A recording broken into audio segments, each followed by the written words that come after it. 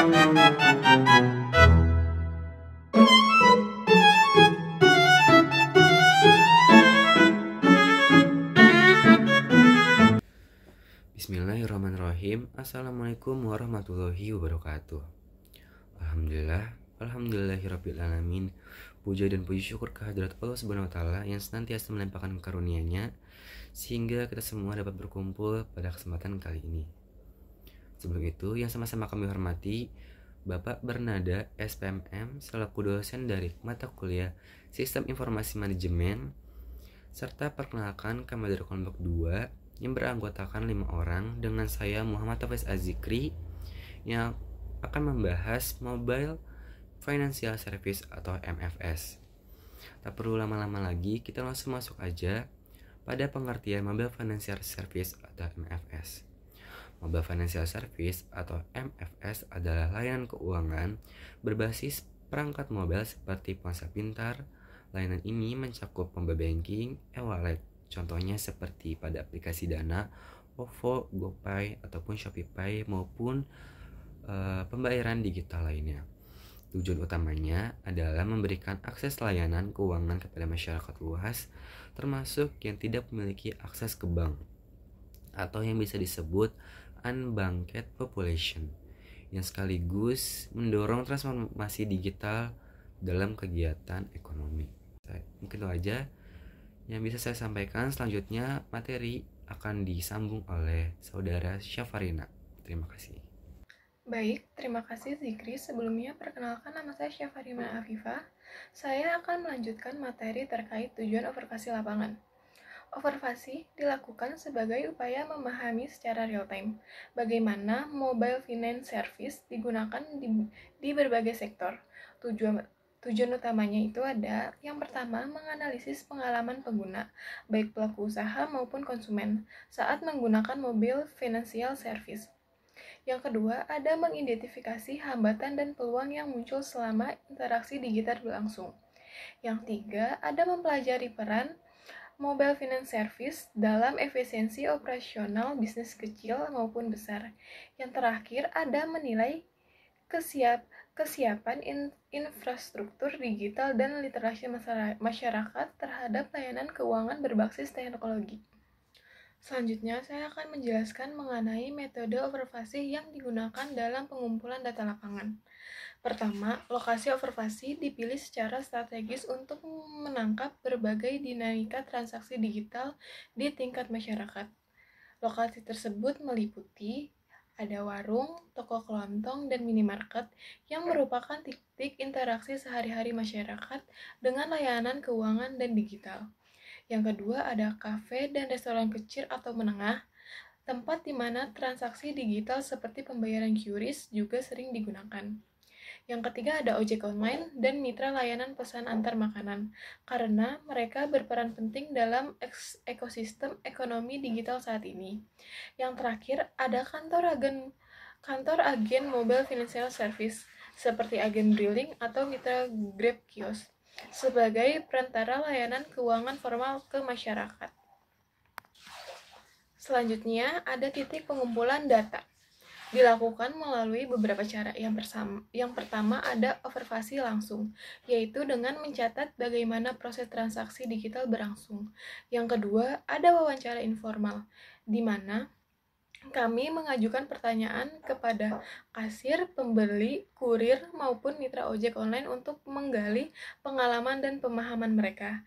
Yang ketiga, ada dokumentasi visual, misalnya pengambilan foto QRIS atau tampilan transaksi pada ponsel.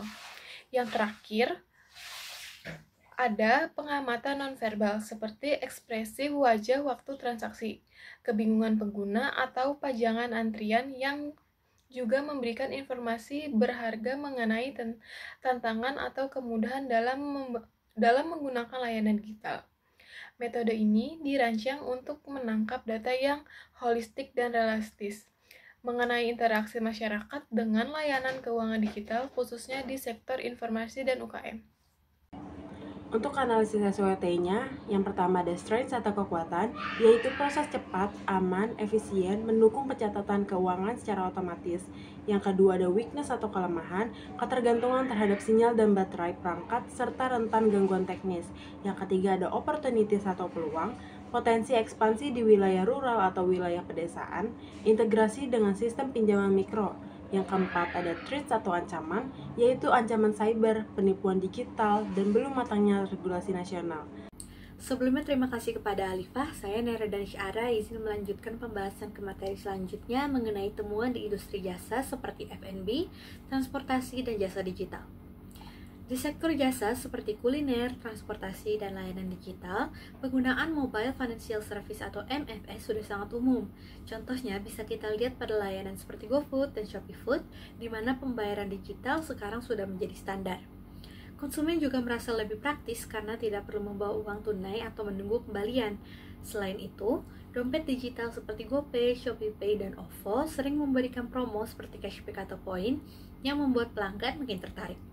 Dari hasil observasi kami, ada beberapa kendala yang dihadapi pelaku usaha. Yang pertama, biaya potongan dari penyedia jasa yang bisa mencapai 2-3% per transaksi, dan ini cukup menurunkan margin keuntungan terutama bagi usaha kecil. Yang kedua, transaksi digital sangat bergantung pada kualitas sinyal.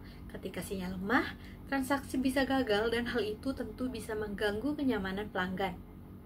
Lalu, masalah keamanan juga masih menjadi tantangan. Misalnya, akun diretas atau saldo tiba-tiba dikuras oleh pihak tidak bertanggung jawab. Contohnya, kami sempat berbincang dengan salah satu mitra ojek online. Beliau bilang, memang pembayaran digital sangat membantu dan lebih cepat, serta penggunaan dompet digital memang memudahkan transaksi, sehingga pelanggan pun lebih suka metode ini.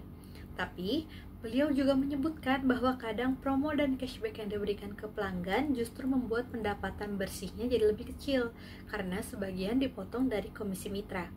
Sementara itu, pemilik kedai kopi kecil yang kami temui menyampaikan bahwa meski sudah menerima pembayaran melalui kris, mereka tidak mendapat dukungan promosi dari penyedia e-wallet. Mereka tetap dikenakan potongan biaya per transaksi dan seringkali mengalami gangguan sinyal yang menyebabkan transaksi tertunda, bahkan bisa gagal. Jadi, walaupun MFS memang membawa banyak kemudahan, nyatanya tidak semua pihak merasakan manfaat yang sama. Masih ada tantangan yang perlu diperbaiki, terutama bagi usaha kecil dan mitra lapangan. Baik, terima kasih Nayara. Perkenalkan saya Alifah Duratul Nasiha, izin melanjutkan presentasi.